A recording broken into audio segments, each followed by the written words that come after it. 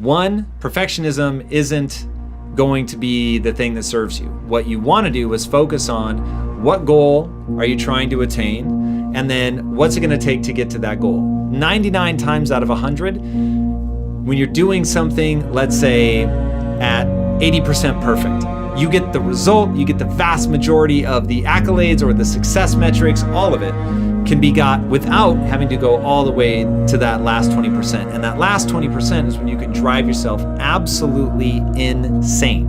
So you want to be really thoughtful about what standard you're holding yourself to, because if all you're thinking is, man, it's all the way or it is nothing, then what you have to admit is your goal is perfection. Your goal isn't the thing you're trying to accomplish, right? The goal isn't to be a better parent or a better spouse or better your job. The goal as you are behaving is perfection. Now, if when you say, yes, my goal is perfection, it's not the thing that I'm doing, it is being perfect. So if I'm going to brush my teeth, I am going to brush my teeth perfectly. Wonderful. Then at least you're being honest. And just know that by trying to be that perfect, you are going to far narrow the scope of things that you can do in a way that you wouldn't have to, at least not as much, if you were, say, I'm just after this goal by this date, and I may have to win ugly, but I'm going to get there. Now, that attitude gives you a lot more freedom. You can get in there, you can throw punches, you can get muddy, but as long as you get to the end and you get across the line and you get that victory, and that was what it was about, then things get a lot more interesting. A, you're not going to be paralyzed by perfectionism. B, you're valuing yourself for achieving that thing, going through it, fighting through the mud, crawling, making mistakes, all of that, but you got there in the end. And then the big thing in all of this is priority order. And this is where people really struggle. You have to be willing to put things in order. Now, this is where people struggle because they feel a tremendous sense of guilt that they have to do all of those things as their number one priority. Let me break that for you. You cannot have multiple number one priorities. You can't do it. So I'll give you my life, how I go. My marriage is my number one priority, my business is number two, and my family is number three. That's the reality. Now, I'm sure as my family members, it's not lovely to think that you're in third place, but my thing is I'm trying to spend, when I spend time with them, I'm spending quality time. I am focused on them. I am 100% there. I'm not trying to be perfect, but I'm completely engaged. And by being completely engaged, they don't feel like they're in position 3 because I've allocated that time to be with them, and I'm not trying to work at the same time that I'm with them. When I'm with them, and that's that. But in terms of making sure that things are done in order, they're in that order. So if cleaning house is really important to you, but it's your 4th priority, then it's going to suffer. And then the question becomes, why would you beat yourself up for doing things in the right order? So you know that there is a finite amount of time. You know that if these are the 5 things that you want to accomplish, you only have 100% of your time, you're going to allocate a certain percentage of your time to each of those, then what you're saying is, this will get the results that the percentage of time that I've allocated to it allows it to get. And just being really comfortable. So I don't beat myself up over that because I know it's physics. I am up against physics. I cannot slow time down. So the reality is that I'm only going to be able to get so much done. Now, of course, I can work to become more efficient and all of that stuff, and I do. But at the end of the day, I realize that either holding myself to this ridiculously high expectation of perfectionism actually reduces the number of things that I can get done because that final 20% ends up taking more time and energy than the 80% that got the result anyway. So looping around that, instead of saying, cool, I'm going to get there, I might have to win ugly, but I'm going to get there, and then putting things in order so that I know, yep, the thing at the bottom belongs at the bottom for a reason, and it is not going to get the time and attention that the other things are going to get, because that's how ordering things works. So you have to be fearless when it comes to putting things in order. But oddly enough, really, a lot of people get tripped up with that. Don't let that be you. Own it. Own what matters to you in order, write it down, and stick to it. If you do that, and then you don't need every little thing to be perfect, you can make some crazy progress in the things that matter most. Other things will fall by the wayside. It is what it is. Need motivation? Watch a top 10 with Believe Nation. Hey, it's Carmichael, and I make these videos because you are probably the most ambitious person in your circle, but you know you're capable of more, and you get that push by surrounding yourself with the best. So today, let's learn from one of the best, Tom Bilyeu, and my take on his top 10 rules of success. Enjoy. Rule number 2, pursue self-fulfillment. In fact, right now, we're all going to make a promise to ourselves. You can do it silently. We don't have to have everybody shouting it out. But you're going to make a promise to yourself right now, because if you follow through with what we're about to say, everything will be different. If you fail to do this, you'll come back a year from now and you're going to write the same shit on the wall. I promise, because this is the part that you have to break out of. Make yourself a promise right now that you will disengage your sense of self, your sense of self-worth from achievement. And you're going to marry that to pursuit. Once you are wholly focused on sincere pursuit, everything changes. When you're focused on outcome, when you're saying to yourself, I want to get rich, I want to win the Academy Award, those are my dreams, it's an end state, right? It doesn't work. Like, here's one of those things. Things become trite because they're so true. So please, for the love of God, don't make people repeat the most obvious shit ever, like money can't buy happiness. Okay? Money can't buy happiness. It can buy a lot of cool shit. It bought me a really nice house. In fact, baby, show the photo. Yeah. We actually own part of that jet company. I'm not joking. How crazy is that? We know the CEO. There was one time where I was trying to get on the flight and they were giving me shit. I can't remember why. And I called the CEO up and I was like, yo, you need to talk to your gate agent. Like, that's money. It's bananas. Money is better than you think. It is more powerful than you think, but it is not at all what you've been told. Money solves money problems, and that's awesome. And there's a lot of cool stuff that you can do with money. There's no joke. So we run Impact Theory out of our house. Our house is like 10,000 square feet, swimming pool, balconies, all that crazy shit. One of our rooms is actually called, actually when we bought the house, they called it this. It's called the Great Room. And that thing is big. I'm not joking. We once played Nerf with Nerf guns. We did like a whole hide and seek, capture the flag thing in the house. It was crazy. So money does really extraordinary things. People will chase money forever because money actually has utility. So I am not the guy that's saying, oh, money doesn't matter, or money's not a thing, or money's not worth the pursuit. What I am saying, though, money really can't buy happiness. The very thing that you're pursuing in your life is very simple. It is fulfillment. That's it. Now, I sum up fulfillment very simply. How do you feel about yourself when you're by yourself? Do you feel good? Do you feel like you're making the most of your life? Are you tapping into what the Greeks call techne? Are you working your ass off? And that's a key component. Is it hard? Are you working your ass off? Sad but true. Are you working your ass off for a set of skills? This is the angry face. This is about tapping into rage. We talked about that, Elizabeth. Not at rage yet. We'll get there. But there we go. So you really have to work hard for a set of skills that matter to you. Now, the skills have to matter. That's a key part of the equation.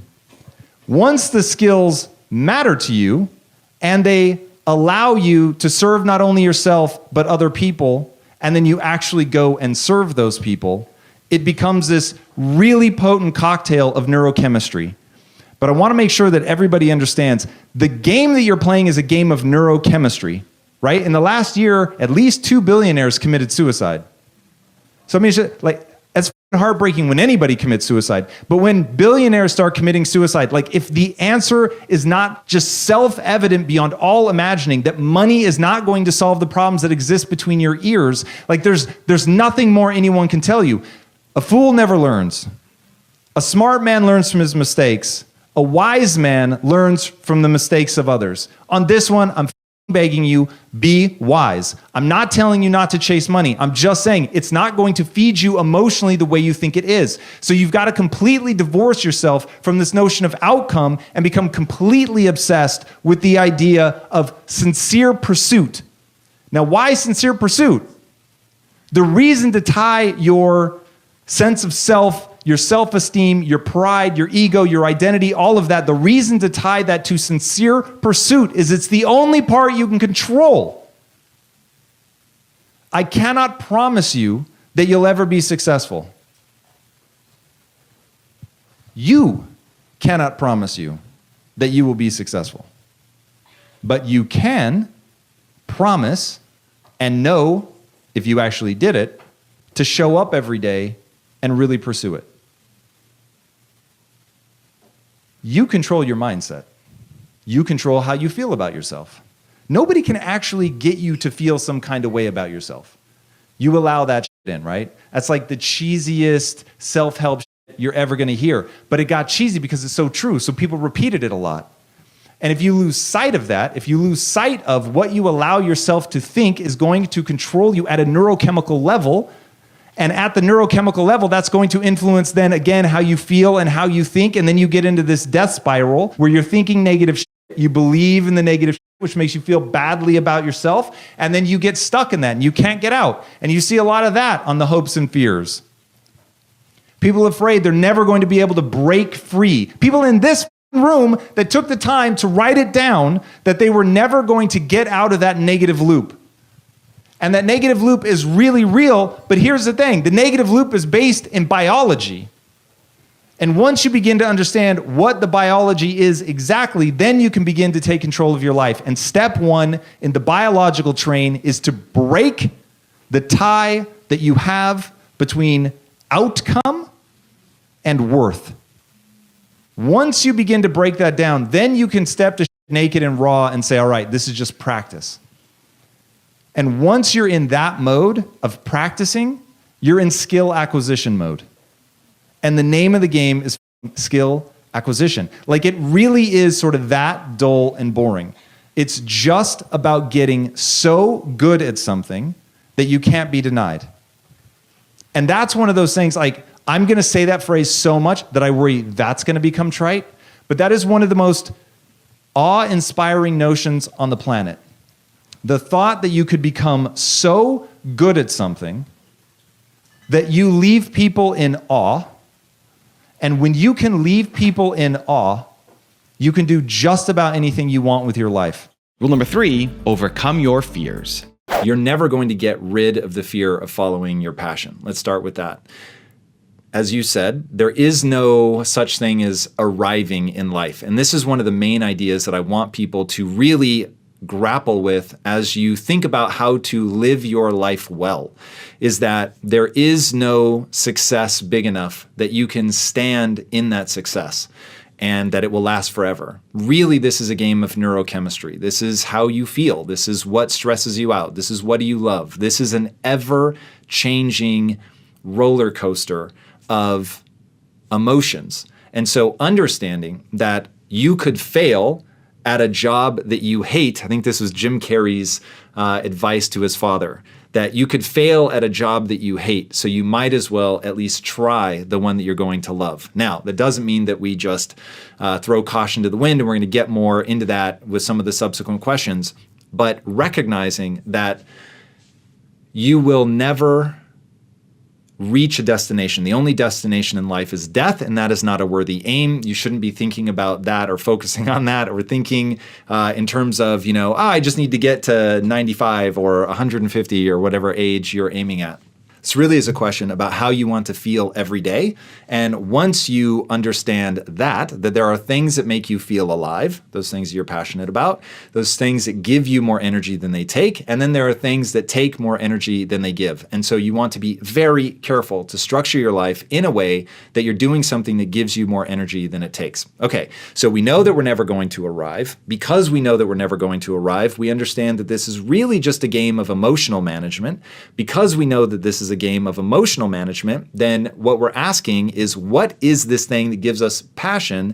Is it giving us the neurochemistry that we want? Or is the thing that we're passionate about so high risk that even though it would be fun in the abstract, once I really commit to that and make it my job, it stops having that same sense of giving me energy. And that's the tension. This is where people end up not being able to make a decision because they have not yet figured out how to optimize their life in such a way that they can pursue that thing that they're passionate about without that sense of joy and excitement and that incredible thrill of getting better at something that you love doing. And that even when it's hard, it's giving you that energy. Because people can get lost in that, they get in there, they think this is going to be amazing, that passion turns into a job, and then they lose the enthusiasm, or there's so much stress and pressure around having to be successful at that passion because you no longer have the safety net of a job or whatever the case may be. They don't recognize that just pursuing something that's your passion on paper isn't necessarily going to solve that problem. That the problem fundamentally is that life is an ever-changing roller coaster of emotion, and the name of the game is to manage those emotions well. Okay, so how do we set it up? If we have a passion and we want to follow that, how do we do it well? So we know that we're never going to get rid of the fear until we have predictability and stability in terms of the financial things that we need. And I would say we want to take care of that. We want to make sure that we have as much safety and security on the financial side as we can to give us the room to pursue the things that we're passionate about. Now, the fastest way to do that is to cut your expenses to the quick. If you don't have an expensive lifestyle, this becomes a whole lot easier. And one of the mistakes that people make is they're living a lifestyle that's beyond their means. And so they have to keep making this massive monthly nut. And so it becomes very stressful to pursue that thing that they love. Okay, so we're either going to recognize that we have to reduce our expenses so that we don't have to worry so much about money, or if we already have a job that pays well, we have to pursue our passion in nights and weekends fashion such that we can build that financial stability so that we can then progress. Okay, so getting that stability there I think is really important. The people that have the strongest home life take the biggest risks. And oftentimes pursuing that passion is going to be a risk. So instead of trying to eliminate the fear, we're going to structure our life in such a way that the things that trigger the fear aren't as high risk. Okay, that's a big part of this. Then we want to make sure that we're structuring our passion in such a way that it doesn't end up robbing us of the joy. So we want to experiment with what our passion looks like as a financial endeavor. And I think that's a very important experiment to run. Again, nights and weekends without making any major life choices is going to be very important. Now, if we're in a situation where the odds are stacked against you, this is where the first two things that we just walked through become incredibly important. You want to make sure that you've got your finances taken care of so that if this fails, that it doesn't drag you down. That will make it not fun. And again, there's no accomplishment so great that you can stand in that forever. So even if you were to be successful, you still have to deal with the emotional management. So do not put yourself in this hyper-stressful situation where you're always living for the future, because the success is not guaranteed, but the struggle is. So the key is to struggle well. That's the answer. Get after it. Rule number 4, value the sincere pursuit. You're setting your expectations too high. You're triggering this sense of inadequacy in yourself. So I will tell you that kicking yourself in the ass is super powerful, but my rule is I never do anything that diminishes my sense of self. Why? Because it actually makes you less effective, and effectiveness at moving towards my goal is the barometer by which I judge whether something was a success or not. And if I have made a decision and it moves me away from my goals because it's making me feel badly about myself, because I've set a standard that's too high, I'm nitpicking myself to death, now I'm getting worse, that's moving me away from my goal. And so I'm not going to do that. I don't allow that in my life. I don't allow it in my life. I do not allow myself to do things that diminish my sense of self and move me backwards. So when I feel it happening, I'm like, hey, even if it's true, even if I am the biggest loser that ever walked this earth, reinforcing that in myself will make me capable of less. Therefore, I don't do it. I have a bright line in my life that says I only do and believe that which moves me towards my goals. So we're just going to recognize as we set these expectations that it doesn't make sense to do anything that diminishes ourselves. So we're not going to set expectations that are so high that we know that we are bound to fail, or to set high expectations. I love that. Reach for the farthest star in the world, but don't value yourself for whether or not you achieve it. Value yourself for the sincere pursuit, meaning you really showed up. You really tried to get to that far star, to achieve some insane goal. It was not rhetoric. You really showed up. You got in there. You bled for this thing. But the whole time, you're valuing yourself. You're cheering yourself on because you're really trying. You're the man in the arena, covered in blood, sweat, and dirt. You might be getting your ass handed to you, but you're trying.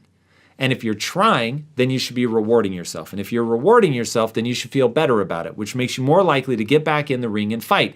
And if that is the thing that leads you towards your goals, which of course it is, then we know that we are going to do and believe in that thing. Because now we're in the arena, we're fighting. Our behaviors line up with our desire to achieve that goal. So don't worry about whether or not you actually ever get there. Because let me tell you, success cannot be guaranteed. Struggle can. You will struggle. I cannot guarantee that you will be successful. But the juice is never going to be the success. It's never going to be the accolades. Just as there is no feast so grand that you will never be hungry again, there is no accomplishment so profound that it won't be fleeting. No matter how big, no matter how much money you make, it will never be quote unquote enough because you're playing a game of neurochemistry. And your neurochemistry is designed to, no matter how big your meal was last time, to get you back out hunting again. It's just how it works. All desire is like that. It's cyclical. It'll feel awesome for a minute, for a day, for a week, maybe a month. But let me tell you, you're going to want to get back out there. You're going to want to hunt. You're going to want to accomplish again. So don't value yourself for that. This is how people end up making $1 billion only to feel as lost and empty as ever. You have a hole inside of you that can only be filled with progress, meaning, and purpose. It can't be filled with accomplishment. Irony of ironies. But that's the way an evolutionarily derived mind works. You have to be pushed to go on the journey over and over and over and over and over and over and over. Satiety, satisfaction, contentment are anathema to nature, to survival. So of course, you're never going to be able to sit in that. You're going to keep going again and again and again and again. So embrace that drive, accomplish huge things if you can, but only value yourself for the sincere pursuit. Also, to make sure you're actually taking action after watching this video, I've designed a special free worksheet just for this video. The worksheet will highlight all of the lessons learned in this video, as well as pull out our 3 favorite learnings and quotes that will inspire you to actually do something. The worksheet will also give you space to write down what your key takeaways are and your specific plan of action to make sure you're getting results. If you want the worksheet designed specifically for this video, absolutely for free, there's a link in the description below. Go click on it and start building the momentum in your life and your business. I'll see you there. Rule number 5, don't compare yourself to others. This is one of the most common refrains ever. Worth, being good enough, being right, being smart. Guys, these are very fragile ways to think of yourself. And I understand the temptation because it feels really good when you do feel worthy. It feels really good when you are right. It feels really good to actually be the best at something. But the truth of the world, just the truth of the world, it is this way. You're always going to encounter somebody better, stronger, faster, more pious, more worthy, more whatever. So if you live in a world of comparison, it will rob you of your joy. Even people who, like Michael Jordan, if you put him right now up against most rookies, the rookie's gonna win.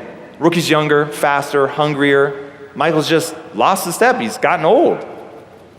So if he were trying to make his life about his glory in that period, let's say he lives 80 years, If he's living for the glory of 20 years, that's the most heartbreaking life I can imagine.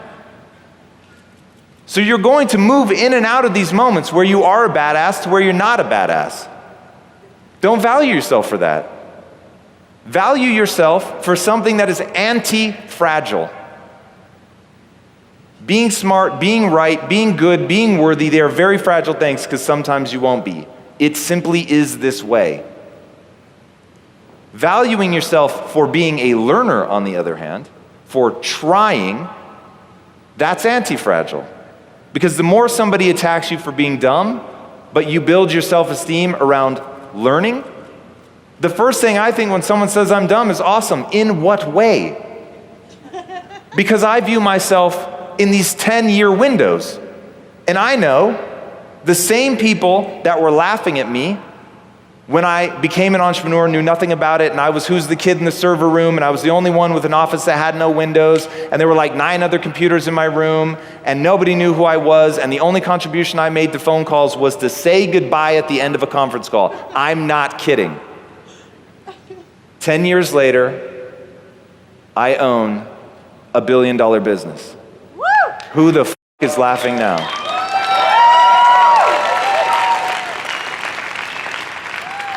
But it only worked because I didn't mind looking stupid. It only worked because I wasn't asking myself whether I was worthy or whether I deserved it. I just asked myself, am I leaving it all out on the field? Yes or no? Am I learning? Yes or no? And if I'm not, I didn't go, oh, that makes me a bad person. I went, I need to change my actions to get a different result. And once you start thinking like that, and you literally value yourself for how hard you're trying, how much you're learning, how willing you are to accept when you fall on your face, that you don't try to get out from under it or campaign to convince people that you're better than you really are. Own where you're at. Because once you're real about it, then you can make progress. But if your energy cycles go to bullshitting yourself, you'll never get out of it. Rule number 6, be honest. Steve Wozniak, okay, co-founder of Apple Computer with Steve Jobs. Steve wanted to be an engineer. He never wanted to get to the point where he was like the president of the company and dealing with business meetings all day. He wanted to engineer. He wanted to be in there, in the hardware, writing the code. That was the thing that gave him juice. And the fact that he had the self-awareness to understand, I don't want you to keep promoting me until I'm running the company. I want to be here as an engineer in the thick of this, solving these problems. That is going to be a joyful life for me. So recognizing what it is that you actually want, what speaks to your personality, where are you going to be most energized, where are you going to be the most alive, then put yourself there and then pursue it with everything that you have in a joyful way, where progress is a key and that you can, as you say, step into the fire.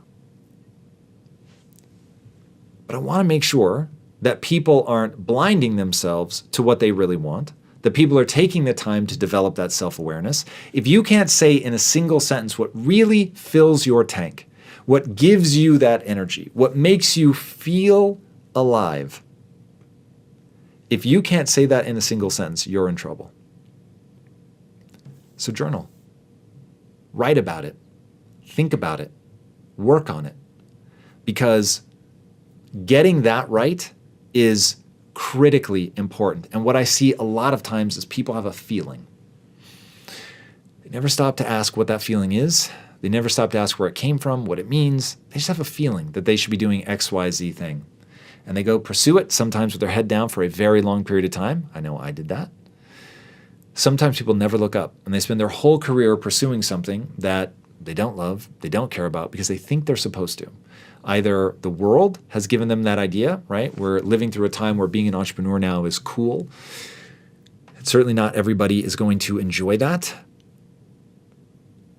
We're a social animal with a competence hierarchy, and progress feels awesome. And so oftentimes people want to just progress blindly without thinking about, do I need to progress within the hierarchy of a company? Or do I just need to get better at something so that I can do things that other people can't do? Because it's very different. If you gave Steve Wozniak the lowest, you called him the janitor, but he creates the next piece of game-changing technology, does his title matter? Or did it matter to him that he got so good that he could actually create that groundbreaking piece of technology? Now, if you like the climb, amazing, climb. But if the climb is misery and you're finding yourself in progressively jobs that suit you worse, which is why they say that people rise to the level of their incompetence, because you end up getting promoted until you get to that job that you kind of suck at, and then you just stop. So if you know what you love and want and where you fit in and whether you want to be the person that's leading or whether you want to be in a pack and part of a community, figure that out about yourself. And then figure out how within that framework, what do I need to improve, to chase, to do all the things that I want to do that make me feel alive. That's the key. That's how you embody your highest self. Be honest about the 50%, and then be honest about the 50% that you can change. Because your life will be unrecognizable.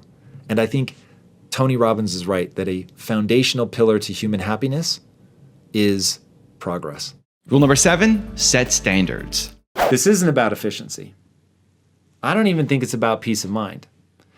The way you go about setting a standard is what's the lowest bar that you need to hit in order to get to your goal? I mean, that's really the question.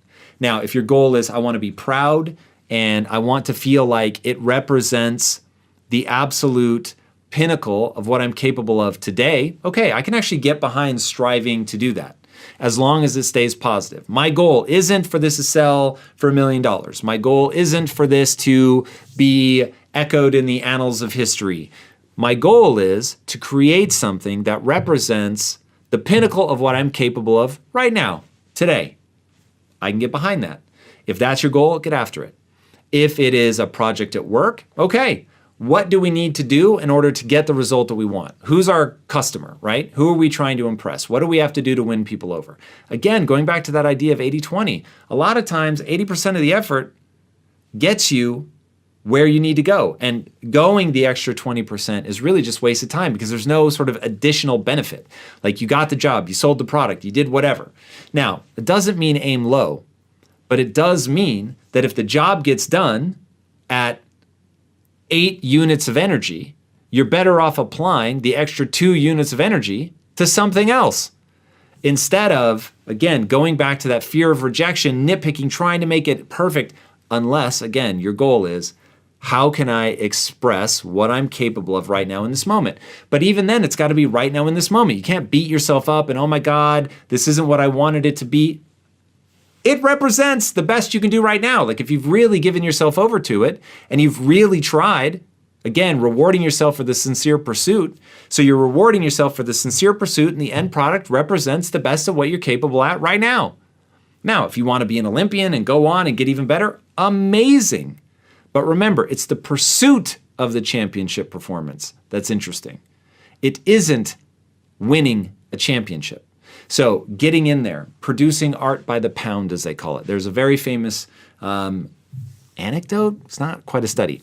But there was an art teacher who had their students do either one piece of art, they worked on it the whole semester, turn it in for a grade. Or you can get graded on the pounds of art that you produce over the semester.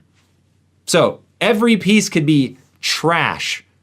But if you have a lot of pounds, then you will get a good grade. Cool.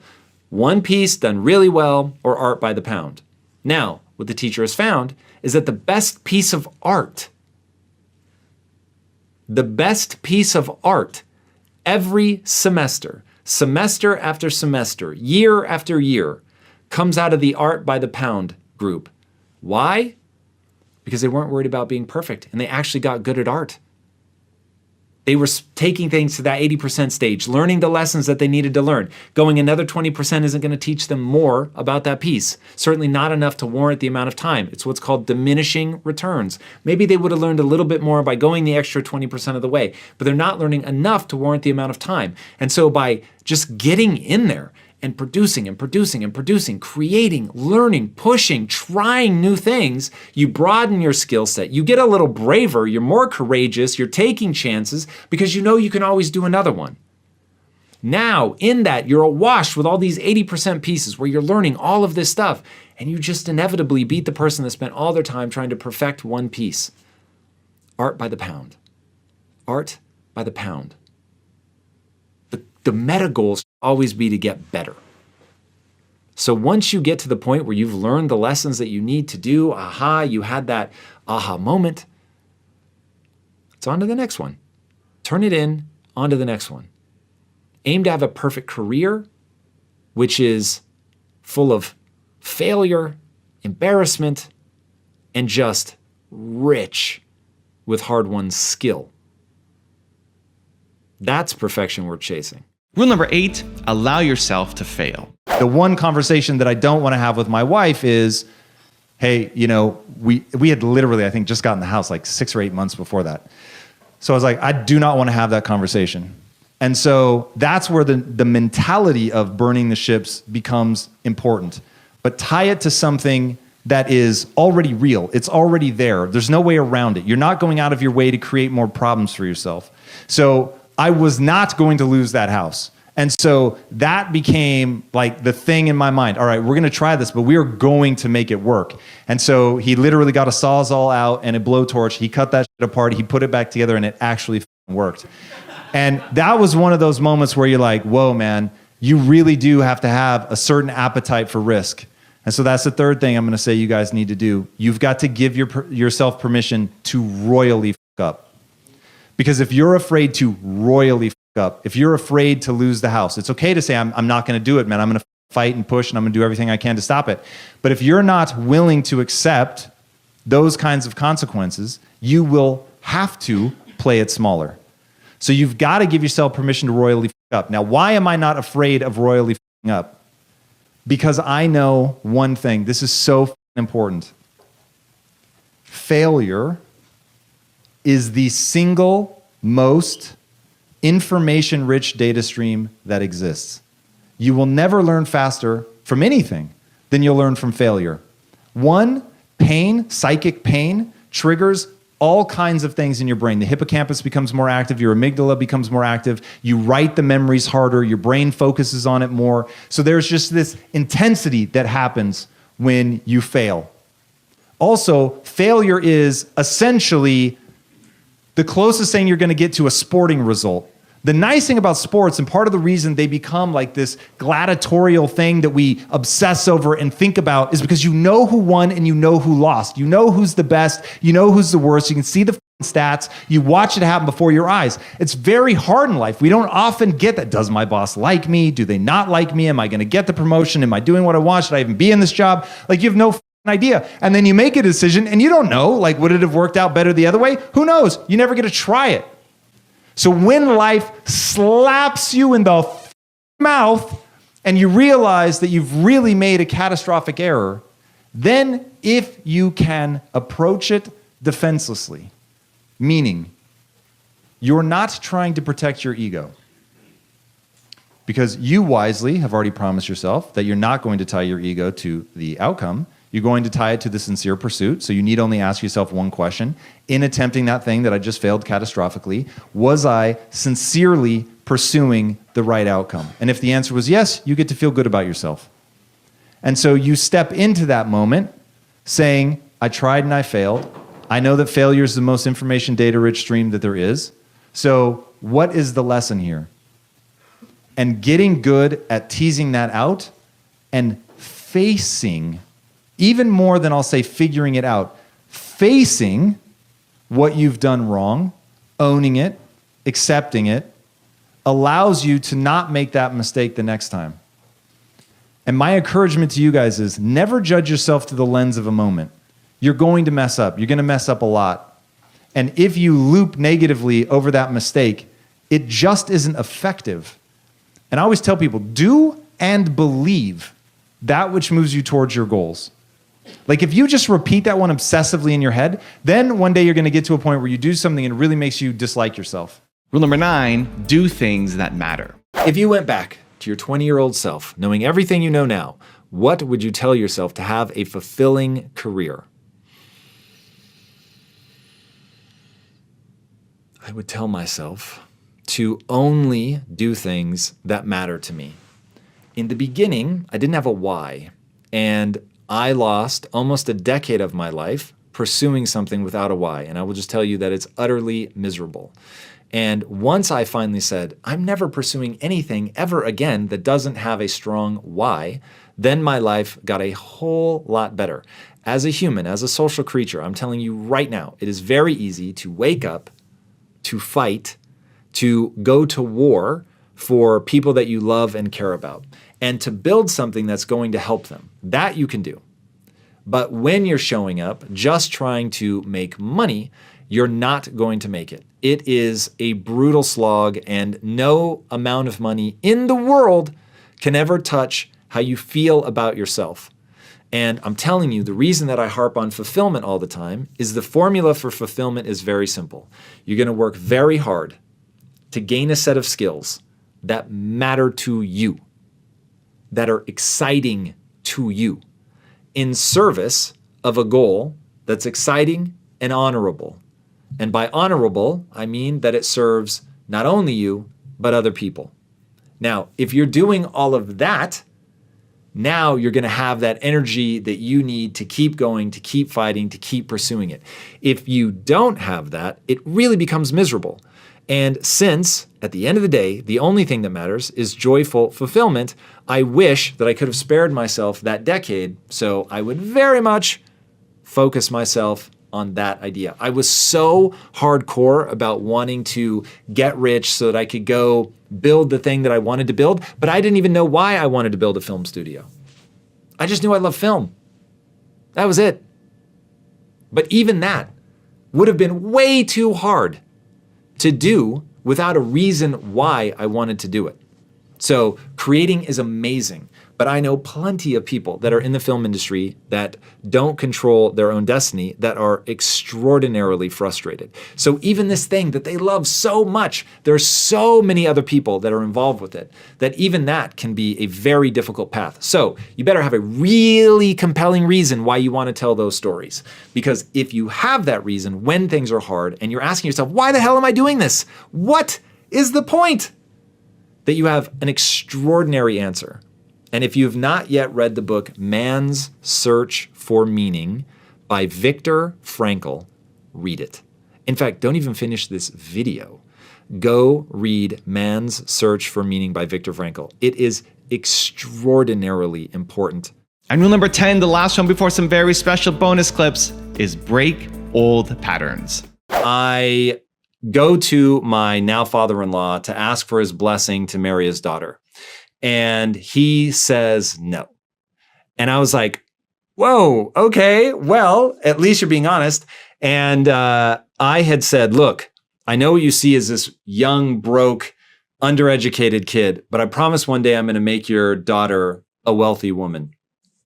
And he was like, very kind, very kind. My father-in-law has always been extraordinarily kind to me. But he was nonetheless honest about that he didn't see how I was going to take care of his daughter.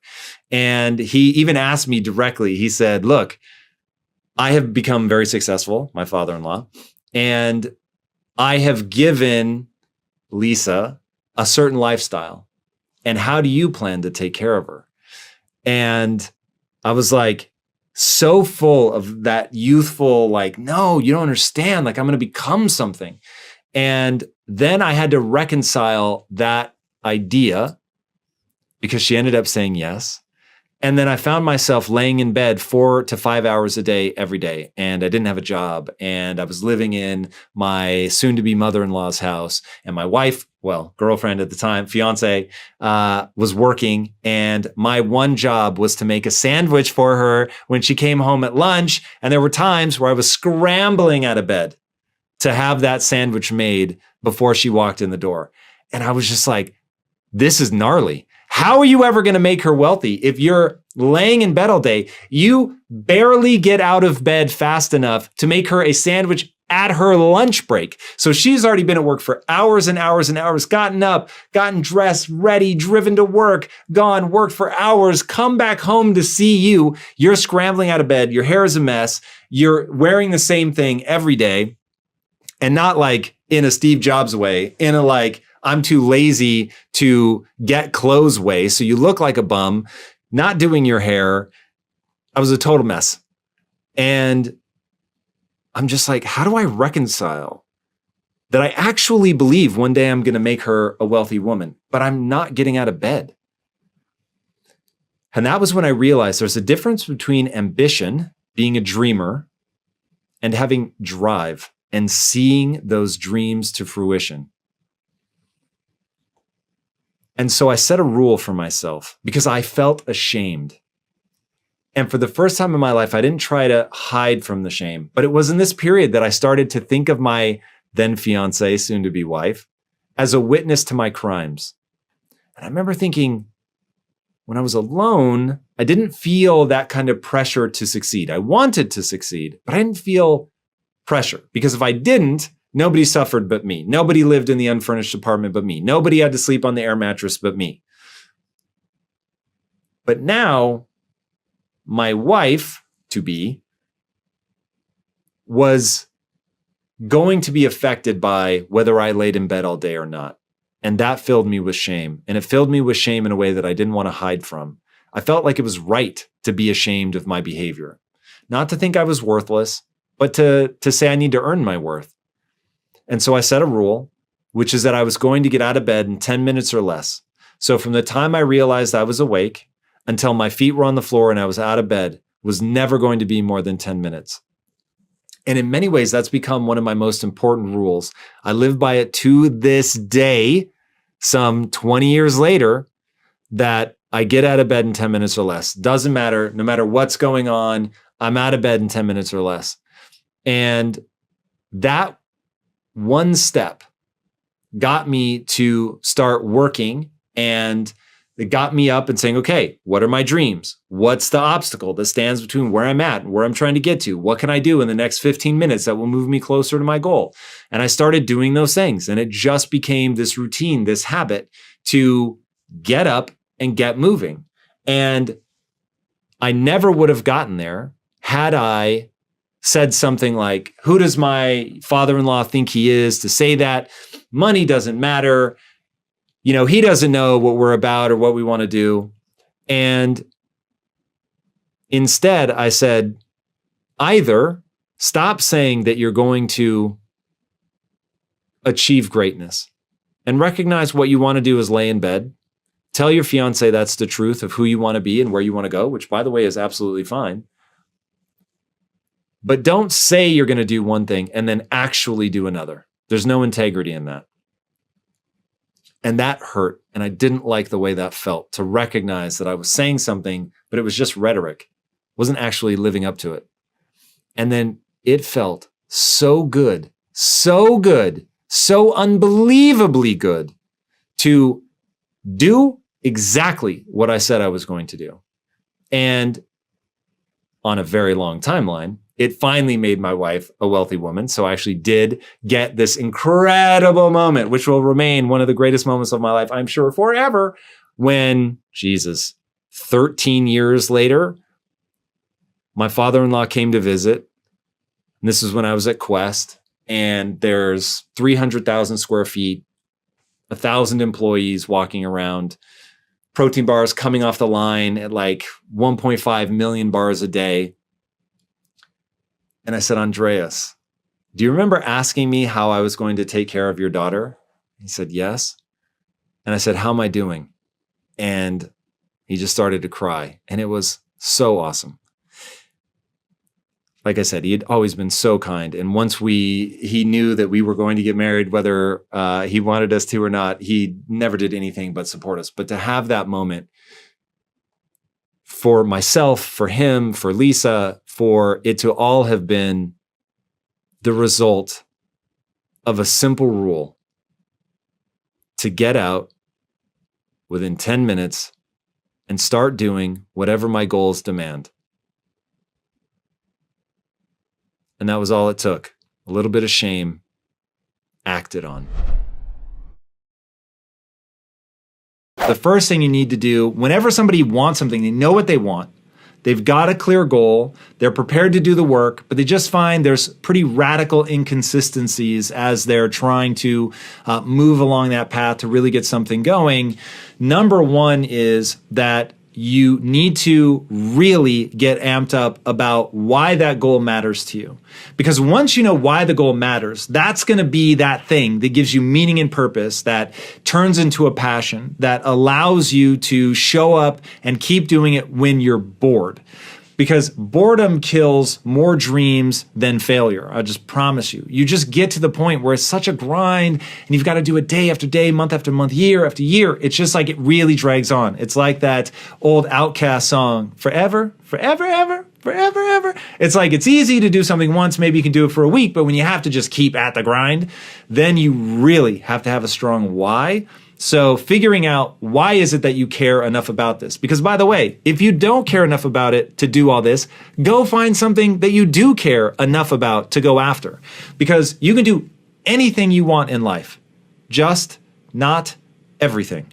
Now, if you're as angered by that notion as I am, you realize whatever it is you're going to give yourself over to and do all the way, it needs to be something that you are really on fire about. Now, getting on fire about something, you're not born with that. You cultivate that fire. So you're going to pick something, starts as an interest. You're going to pick it, engage with it, fan the flames of that fire by talking about it to yourself, to your friends, to your family, to anybody who will listen about why it matters to you. And then you go hard on that. So like for me, I'm trying to build the next Disney. But why? Why am I trying to build the next Disney? Because I've worked with so many people in the inner cities that were extraordinary, far smarter than I am, and they're doing nothing with their life. Why? Because they don't have the right frame of reference. Their mindset is so limited that even though they have all of this natural skill that they could build upon and turn into something absolutely extraordinary, they're not doing it because they're not thinking about themselves and the world in the right way. Okay, I'm not prepared to live in that world. Right now in America, the number one predictor of your future success is your zip code. Okay, I want to introduce you to a word, maybe you know it, maybe you don't, called an animus. Something that pisses you off enough that it animates you to take action. Now you want to find something, a spark of something, and really turn that into this raging inferno of I am not prepared to live in a world where that's true. And now I'm going to show up every day and I'm going to fight. Make sure you focus it, get it specific to a person. Don't let it be abstract. Who's someone you know and love that's struggling with that thing that you want to put an end to? Do you have a mom that's struggling with depression, a brother that has massive anxiety? Whatever the case may be, there's something out there that animates you, that you want to fix, and you attach that to a person that you love and care for. Why? So that on a Friday at 2 a.m. when you're exhausted and you're bored and you know you need to show up and have the discipline to see this through, you don't want to be thinking in the abstract. You want to be thinking very concretely about a person who is struggling with that thing, and then you can fight for them. I always said at Quest, I was trying to end metabolic disease because my mom and my sister were morbidly obese, and I didn't want them to die. So at Friday on at 2 a.m., I wasn't showing up thinking about protein bars. I showed up thinking about them. And suddenly when you're fighting for somebody like that and it's personal, you'll have the energy that you need to see it through. You need something else that's going to get you off the hook. And it has to be that core belief system in your life. A belief system that you put in place when you were emotionally sober. And you said to yourself, I'm making a pledge. I do and believe that which moves me towards my goals, period. Not when it's convenient, always. And that becomes the guiding light in my life. If the guiding light in your life is that you only do and believe that which moves you towards your goals, when you get into that loop of beating yourself up and thinking that you're worthless or that you're never going to make it, remember that. That belief does not serve you. And you don't do things that don't serve you. And not to rat anybody out, but do you know how many people just today have broke down in tears in front of me? And the punchline is always the same. They don't think they're going to make it. They become convinced they're more lost than other people. They're less capable than other people. That while other people are going to have these beautiful lives, not them. Here's the irony. Everyone feels that way. Everyone goes through moments of doubt and despair. So you need something to protect your mindset against that loop because it will chip away at you. And the belief is very simple. You don't do things that don't serve you. Getting good at being strategic. And this is why I'm always reading business books, I'm always reading about the mind, and I'm always trying to learn about what industry I'm going into. So right now, boys and girls, I am enmeshed in the world of comics. And I'm trying to ask and answer some very fundamental questions about why the industry is so broken. So first of all, you have to understand it well enough to see that it is broken. Then second, you've got to understand it well enough that you can actually figure out what are the real answers to this. So diving in, reading what you can, finding out who are the influencers in that space, who are the real thought leaders, who's got insight into this that's going to be incredibly usable. Once you have that, then you begin compiling your own worldview of that thing. But you've got to practice that. You've got to get, and I really stopped midstream there. There's a whole universe of shit that goes around how you get good at being strategic and breaking things down. The only thing that would get me out of bed, 15 years before I'm capable of building a billion-dollar company, the only thing that got me out of bed was shame. So you have to understand that people had not misidentified me. This is not a story of someone who was born extraordinary. People just couldn't see it, that I was secretly this amazing person who was just waiting for their opportunity to shine. This was somebody who was lazy as had no idea what they were gonna do with their life. I had no idea how I was gonna pull it off. I was absolutely terrified. Every time I looked in the mirror, I saw me staring back, and I knew how lazy I was. I knew how afraid I was. I knew how insecure I was. I knew that at my core, I wanted people to like me, and I was terrified that they had every reason in the world not to like me. But instead of becoming someone who was worthy of self-respect, who was worthy of their respect, all I was trying to do was campaign. I was trying to posture. I was trying to create the illusion that I was something because that seemed like I could do it fast instead of just buckling down and doing the hard-ass work of becoming somebody new. Because I had one failed misunderstanding. I believed that my talent and intelligence were fixed traits. I was born a certain way, and life was about making the most of what I'd been born with. What I did not yet understand is the reason humans are the ultimate apex predator, the reason that we have taken over the globe in a way that no other species has, is because we are the ultimate adaptation machine. Darwin is often misquoted as saying it's the strongest of the species that survive. He did not say that. What he said was it's neither the strongest of the species that survive nor the most intelligent, but rather the most adaptive to change. In life, there are two ways to lose. Way number one is to be weak, to lack grit, to be emotionally unstable, to be stubborn. That's where a lot of people fall on their face. They have these ideas in their head, and they're constantly looking for things to affirm that instead of doing what they need to do, which is constantly looking for ways that you're wrong. And once you start seeking out ways that you're wrong, because you're like, I've gotten this far in life being wrong, what happens if I stop being stubborn? I start looking for ways that I can learn more, that I can get rid of old ideas that aren't working for me and really move forward. And the thing that I think is probably the most foundational, they have a fixed mindset. Now, what is a fixed mindset? It means that you believe your talent and intelligence are inborn traits. You're born with it, and that's it. And life is about making the best of that, and we're gonna debunk the shit out of that. The second way that things can go wrong is they're chasing the wrong thing. I'm telling you right now, the punchline to life is not success, it's not fame, it's not money, it's not accolades. It is very simple. It's brain chemistry, AKA fulfillment. The only thing that really matters at the end of the day is how you feel about yourself when you are by yourself. You're having a biological experience. Nature has those two levers, pleasure and pain.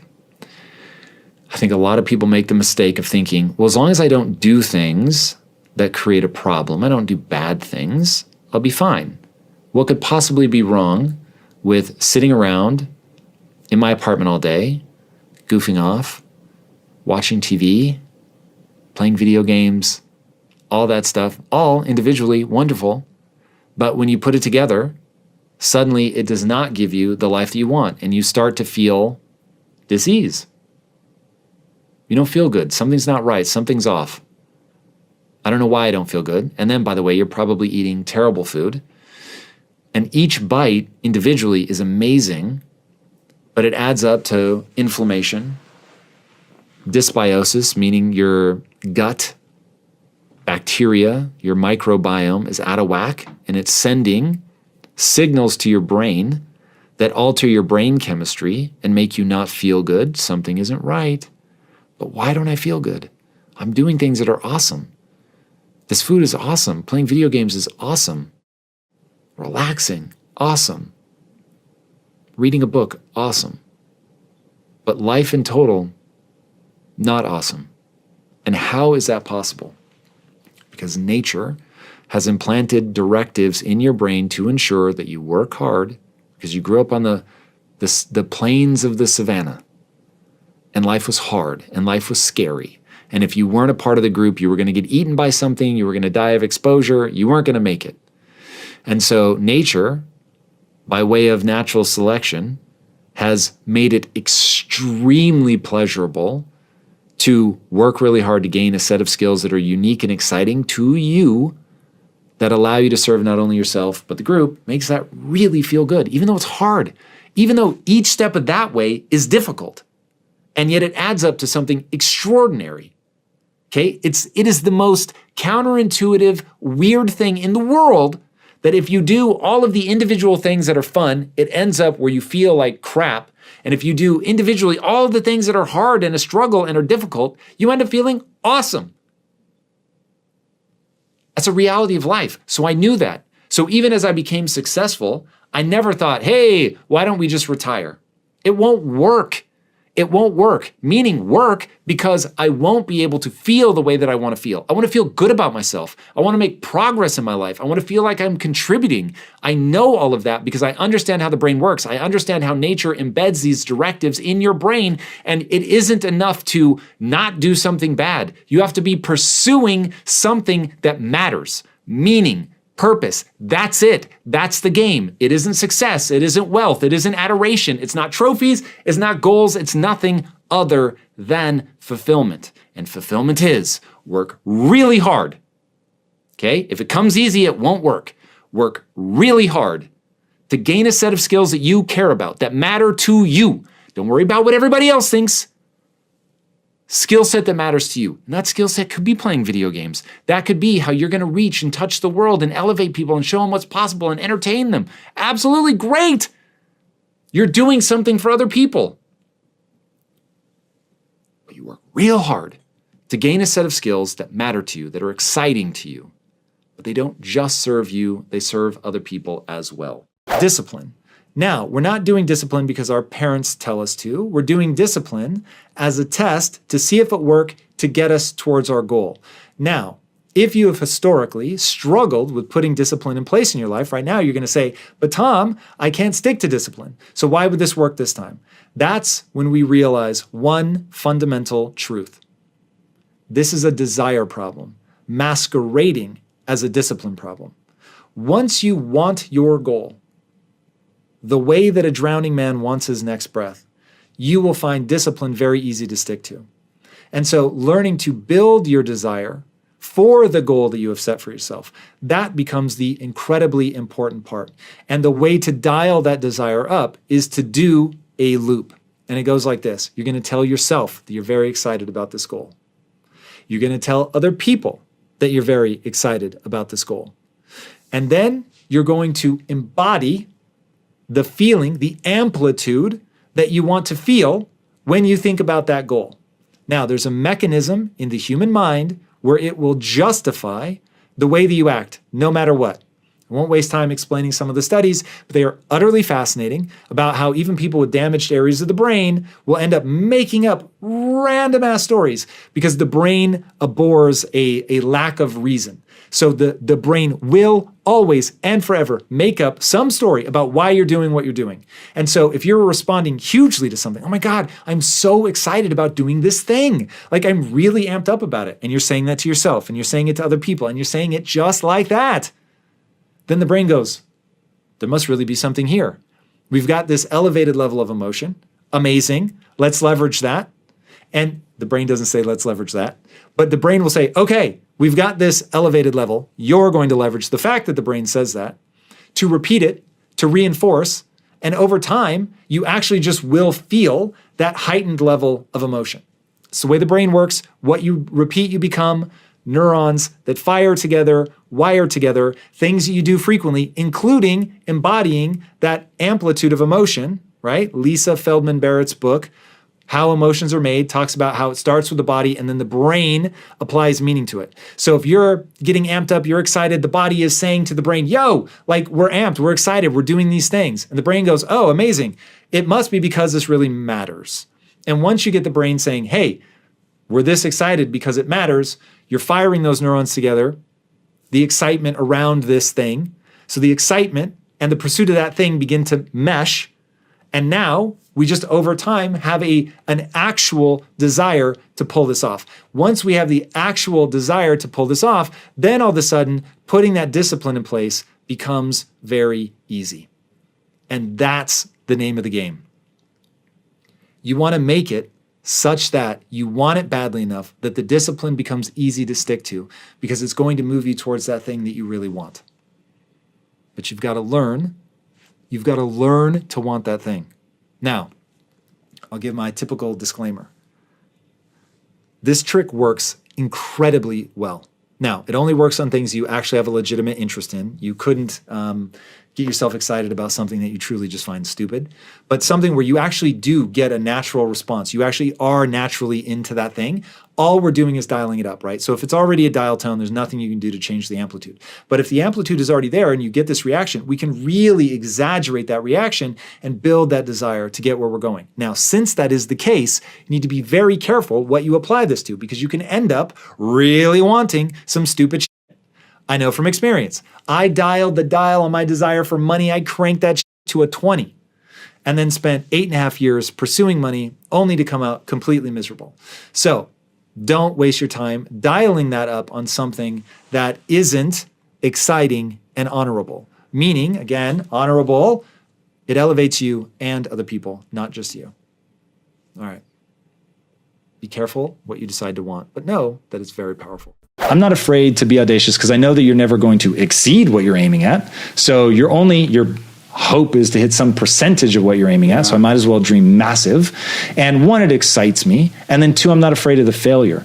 So once you have that like, oh, it's exciting for me to dream big and I'm hyper conscious of, you break it down in small pieces. Like I'm not worried about building theme parks and all that stuff right now. What I'm doing right now today is make a good comic, put out a good interview show. That's it. That's what my life consists of. Stay in business, be profitable. Like those are the things that I think about. So I keep my goals, my immediate term goals very manageable, but I make sure that they're feeding naturally into the grand vision.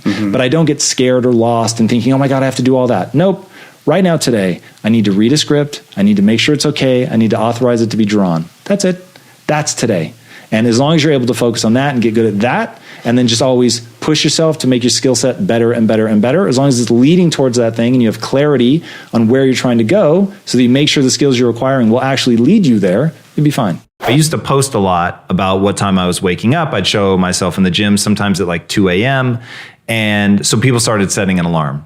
And I'm like, whoa. Like, that's not what this is. Like, I sleep as much as I need to. I prioritize sleep. So I stopped doing that.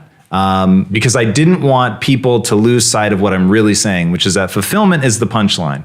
So if we can just literally skip to the end of like the whole thing that we're going to talk about, like all of life, the success that people are chasing, they think they want money and fame and all of that. And those things can be very valuable in a way. But what I want people to hear in my message about like working hard and discipline and all of that is the only reason that I put as much time and energy into it is because I love it.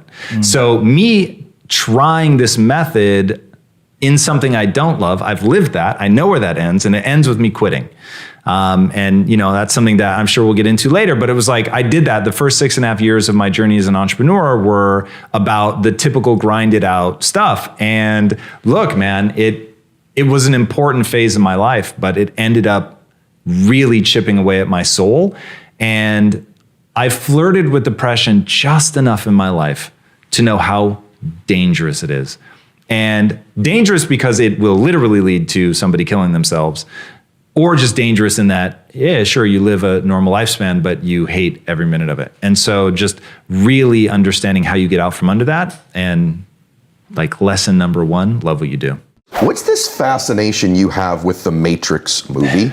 I am fresh out of film school, about a year out of film school. So The Matrix came out in 99, I graduated in 98, so I'm hopelessly lost at this point. And I go to a comic convention, love comic books, and I come around the corner at this divey little comic convention. Like, if you're thinking San Diego Comic-Con, this was not that. This was like a divey little thing. And I come around the corner, and there is Carrie-Anne Moss, Keanu Reeves, Joe Pantaleone, Joe Silver, the producer, like just this whole panel of people. I'm like, what? And so this is like, I mean, film is the center of my life at this point. Yeah. I'm like, I can't believe these people are here. I had no idea. Yeah. And they're like, hey, we're handing out tickets to the premiere tonight. You can see it on the back lot of Warner Brothers. No way. And I was like, oh my God, this is incredible. So I go, and I'm waiting in line. And as I'm waiting in line, literally just like in the back alley of Warner Brothers, the doors burst open, people come out screaming. And I was like, what is going on? And so I plug my ears because I don't want to hear if they're going to give spoilers. And they all go off, but I could tell. Something special. Yeah, they were into this thing. Go in, sit down, we're watching it, and you know that moment where Agent Smith comes up to the cops, very beginning in the movie, and he said, I told you to wait until we got here. And he said, oh, we can handle one little girl. No, officer, your men are already dead. And they cut up to, she jumps up, and in that moment, the entire audience, all at once, screams, ah, like they just go nuts. And I was like, that has never happened to me before, ever in a movie. There was just something so captivating. And then ultimately, The Matrix is the perfect metaphor for the human experience. It is about a guy who from the day he shows up has the same abilities as the day at the end. But once he learns to believe in himself, then he can actually do more. Even though he had the same potential, he's able to do more at the end. And I was like, that's life. Like, you've got this potential, but if you don't believe in yourself, you're never gonna put in the work to actuate it. And you've said it before that when you started out, there was a time when it was just about money. It was just about getting rich. That's it. I used to repeat that over and over and over. What? I just want to get rich? Yeah, I just want to get rich. That's what this is. I kept saying to my wife, I'm going to make you rich. I'm going to make you rich. I'm going to make you rich. Like, it was the core of my identity. From the time I was probably preteen, because this was tied to my desire to be a filmmaker, I knew, like, inside I identify as an artist far more than I do as an entrepreneur. And I was looking at, okay, I love poetry and I love filmmaking. Well, there's no money to be made in poetry, but I could become truly wealthy in filmmaking. So that for me was a creative endeavor that I could also generate tremendous wealth. And so that put me on a path, which of course was part of the reason that I went into being an entrepreneur in the first place. Was I needed to control the art, I needed to control the resources. So I had to learn business. And so going down that path and really realizing what it took to build a business and all of that, which is a whole universe unto itself, to have the will to push through all of that difficulty, it was, I'm going to get rich, I'm going to get rich, I'm going to get rich. And then just realize that maybe for Scrooge McDuck, who wants to swim in his money, that would be like a self-sustaining motivation. But somebody even like a Warren Buffett, at the end of the day, money means something to him. And it's the thing that it means that drives him. It isn't the money in and of itself. And the problem was I was literally chasing money in and of itself. What are some action steps I can take right away to train my mind to not go after easy pleasures and happiness, and instead seek the gratification that comes from fulfillment? All right. The great news is all you have to do is recognize the truth of the human condition. And the truth of the human condition is that chasing momentary happiness won't fulfill you. That's literally what I wanted to say. And I'm not, because we're talking about fulfillment, I won't use a just recursive loop, but that really is true. All of that stuff is so transient. What makes fulfillment interesting is that it is this far more stabilizing neurochemical state. So your brain is constantly checking in with you, making sure on a subconscious level that you're doing the things that you need to do to be of service to the group, to be of service to yourself, to make sure that you're taking care of yourself and your family and your loved ones and your tribe, okay? So there's this subconscious record keeping going on, and that's exactly what's happening. That's why you sometimes will feel the unease in your body before consciously you know what's going on. And you feel it, there's something off. You need to take the time to identify what it is to be able to articulate it in a single, nice, crispy sentence so you can figure out exactly what it is that you need to do to move forward. Okay, now once you understand that that is just the nature of the game, that going after these momentary things will be exactly that. It's going to be momentary. It's going to fade. You're going to have a sense of unease. You're not going to be in the shape that you want emotionally. Once I know, going down that road is not going to leave me in the emotional state that I want to be in, then it's very easy to go, well, this one might be a little bit more difficult. It might take more sustained effort, but it yields these tremendous results. So the example that I always give is eating junk food. I love junk food. And truly love it, by the way. It gives me a drug-like high. It is so fun to eat sugary foods. The problem is that, especially as I get older, it hurts, literally, after the fact. My joints will hurt. I won't sleep as well. I wake up the next day, and it's just like I have like a slight hangover. That's literally what it feels like.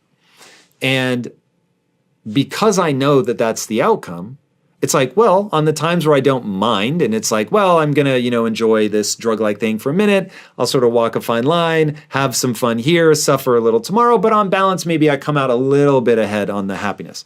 But if I try to do it 2 days in a row, forget it, 3 days in a row, it really starts to be like a real problem. So even over the holidays now, when I let myself off of, the hook with all of my normal disciplines and all of that, even then now, I keep myself in check just because I don't like the way that it feels. So once you understand, I can do this thing over here and feel really good, or I can do this thing over here, it's very momentary, it's very transient, it doesn't last, I kind of, I'm not where I want to be, and I begin to ask myself questions like, what am I doing with my life? So just knowing that, to me, fulfillment is much longer in duration. It's much more resilient. I can be fulfilled even when things are hard, even when things aren't going my way, even when it's difficult. In fact, the fulfillment I get from contributing to the group is the very thing that inoculates me from the hard times being able to knock me all the way down. Because on those moments where you're just beleaguered and you're getting it from all sides and it just seems like everything is crashing on you at once, in those moments, you're going to cling to what you're doing to help other people. And nature will ensure that that is going to make you feel way, way better. When you were making your transition into being successful, how did you combat the frustration of not being where you wanted to be? I'm never where I want to be. So I'm not where I want to be now. I'm not where I wanted to be when, people would have looked at it and said, oh my God, this is like the height of success. It was, one, I'm very careful to make sure that I'm only invested in the process.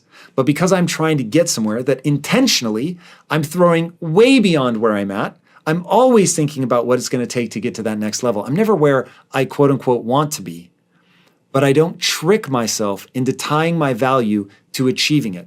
So I'm having fun. I'm enjoying the ride. I'm in it for the process. I'm in it for the learning. And I make sure that I'm handcrafting my life to optimize for joy and fulfillment. And so knowing that, I cannot guarantee the success. I cannot guarantee ever that anyone is ever going to be successful. But I can guarantee that you're going to struggle. Guarantee. 100%. Nobody avoids it. That's it. Everybody that ever tries to do anything, and even most of the people that don't try to do anything, are going to struggle profoundly with moving forward. It's just hard like that. And so if you know that the struggle is guaranteed, then you can't allow yourself to waste time to be tormented by the fact that you're not where you want to be. Make sure you're having fun in the struggle.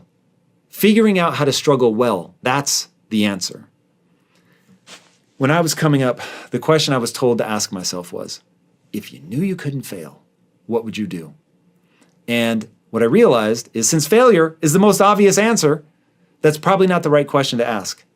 The right question to ask is, what would I do and love every day, even if I were failing? Now, failure is never going to be as fun as winning. I know that. But if you can do something that you believe in enough, and that the act of trying to get good at it is fun in and of itself, now you're on the right path. That's where you want to focus. Put your time and energy into making sure that you love the process. Don't worry about the outcome. Worry about the process, getting better and loving that. Everything else will take care of itself. A few things. One, happiness, which is incredibly transitory, is probably not the right thing to focus on. The right thing to focus on, in my humble opinion, is fulfillment. And fulfillment has a formula which is about working really hard to gain a set of skills that allow you to achieve a goal that is both honorable and exciting. So you have to be hyped up about it, and it needs to serve not only yourself, but other people. Now that's a far more robust, resilient neurochemical state to pursue, and I should have said pursue a goal rather than attain it, because you may never attain it. But the pursuit of it ought to be the part that is leading you to fulfillment. So you're working really hard to gain a set of skills that allow you to serve not only yourself, but other people. Okay, so if we know that that's what we want to pursue, then the question becomes, how do we know that we're fulfilled? How do we know that we're happy? How do we know that we're sad? How do we know that we're anything? And the answer to that question is really self-awareness. And I mean literally being aware of self. So understanding that emotions spring forth from the body. They are not a top-down phenomenon. The interpretation of the emotion is a top-down phenomenon. But as Lisa Feldman Barrett details in her book, How Emotions Are Made, it's really a fascinating conversation is probably the right way to think about it, between your body and your mind. And so your body is giving you these feelings, which are in part due to values that you hold, beliefs that you have, historical experience, your genetic composition. And then based on that context, you feel, literally feel, a certain way. And then your higher level cognition tries to paint a story on top of that emotion, explaining why you feel it. But the reality is it's being kicked up by your body, and whatever story you're telling yourself may or may not be accurate. But we believe the story all the time, and this is how people end up in these negative spirals. But you have to learn to interpret those signals from your body. That's the important part about assessing where you're at on an emotional playing field, is you really have to get good at interpreting those emotions. What I find is the thing that people are always, if somebody's going to compliment me, the thing that they're going to compliment me on is, Tom, you always seem so prepared for your interviews. And my thing is like, the only way to win in life is to be more prepared than everybody else. If you want to win a gold medal in the Olympics, you actually have to be better at that sport than any other human being on planet Earth. That's business. Here's another one, this drives me nuts. People will say, Tom, because I always tell people, you have to work hard, smart, and long hours. And the inevitable question that I get is, Tom, if I work hard and smart, why do I need to work long hours? Because you're going against me, and I'm willing to do all three. So now what?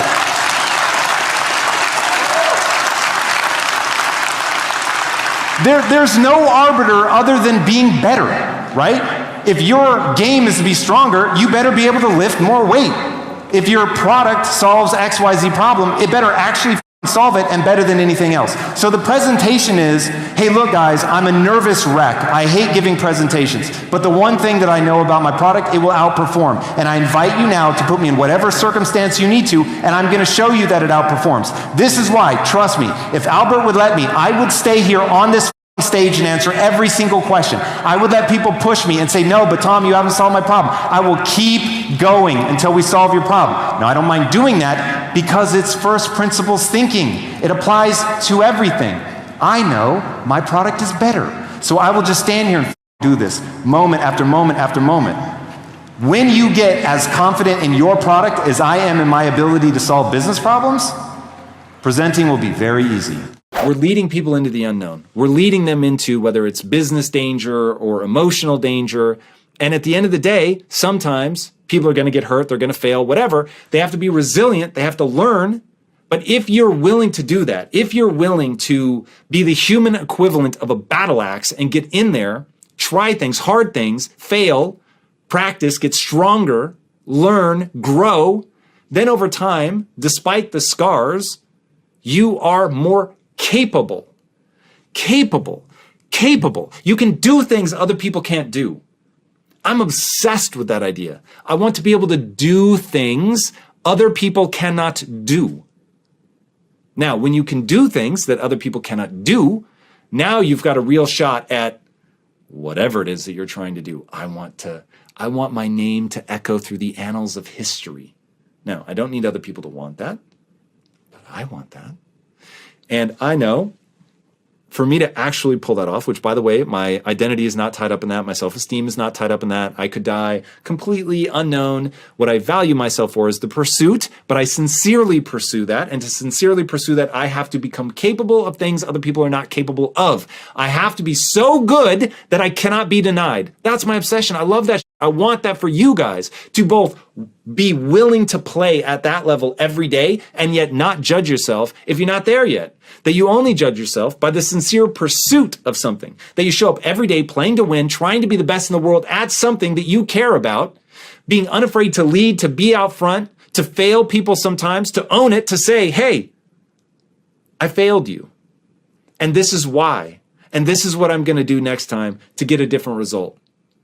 And you will be shocked at how people will follow you more when you just own it.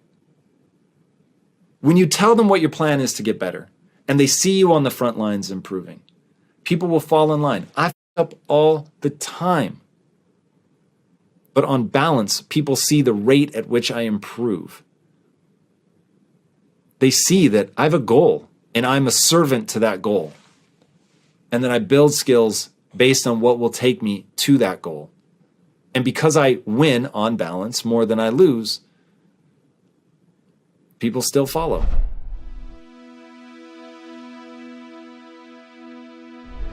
Because you made it this far in a video, I want to celebrate you. Most people start and don't finish. Most people never actually follow through. Most people say they want something, but they don't ever do the work to actually get it. But you are different. You are special. Believe Nation, you made it here all the way to the end, and I love you. So as a special celebration, if you put a hashtag Believe down in the comments below on this video, I will showcase you and celebrate you somewhere on the screen in a future video because you are awesome. For 10 more amazing rules from Brendan Burchard, check the video right there next to me. I think you'll love it.